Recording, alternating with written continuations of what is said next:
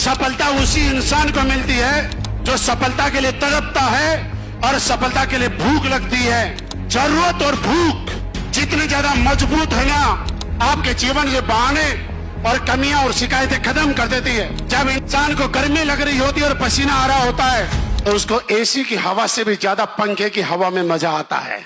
आता है कि नहीं आता?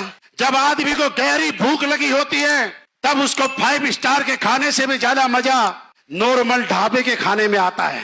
जब एक इंसान को गहरी नींद होता है तब उसको बड़े बेड से भी ज्यादा मजा एक छोटी सी चद्दर पे सो जाने में आ जाता है और गहरा सुकून आता है, अच्छी नींद आती है।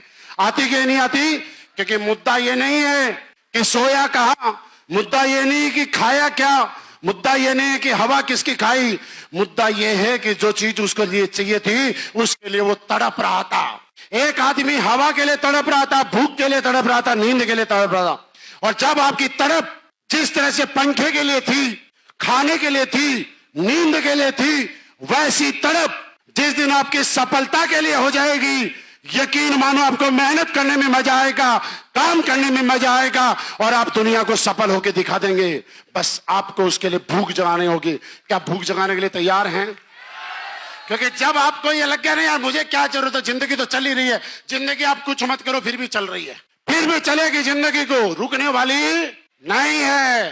क्योंकि आपको ये सोचना पड़ेगा आखिर कब तक दुनिया को दोष देते रहोगे कि हम गरीब पैदा हुए, हम गरीब पैदा हुए।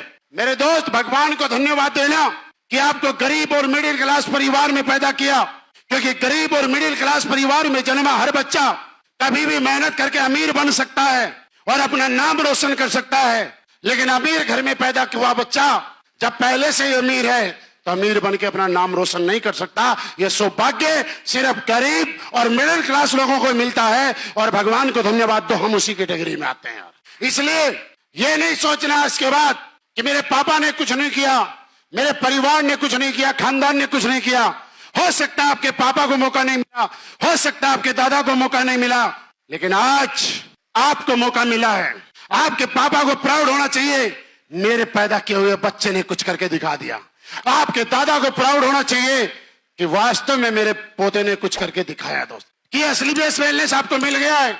जीवन में इतना काम तो जरूर करना कि आपके मम्मी पापा, आपकी वाइफ, आपके बच्चे जब किसी मंदिर मस्जिद गुरुद्वारे में जाके माथा टेके तो अगले जन्म में आपको ही मांगे। अन्यथा ताली मत बजाओ, सुनो ध्यान से। अन्यथा क्या होता है, मम्मी पापा जाके माथा तो टेकेंगे, भगवान से बोलेंगे भगवान सोच के तो कुछ और ही पैदा किया था, इसने तो कुछ किया नहीं, अगली बार कोई ढंग का बच्चा देना। आपका बेटा माथा टेकेगा मंदिर में जाके, बोलेगा हे भगवान इस जन्म में तो मेरा बदला ले लिया, पता नहीं कौन से जन्म में बुरे काम किए होंगे, इस जन्म में तो ये पापा दे दिया, अगले जन्म में तो आसपास भी मत दे। और अगली बात और सुनो, 7 फेरे लेके जो पीछे आई है वो वाइफ भी जाके मंदिर में माथा टेक के बोलेगी अगले जन्म में तो पड़ोसी को देख लेना, इससे छुटकारा दे। मुंह पे नहीं बोलेगी, मन मन बोलेगी। क्या ये पसंद आएगा आपको? क्या ये पसंद आएगा आपको? तो इसके लिए मेहनत करनी पड़ेगी, घर से निकलना पड़ेगा, दिन रात प्लान देना पड़ेगा, लोगों की ना सुननी पड़ेगी, लोगों के नकारेंगे और उसको स्वीकार करना पड़ेगा।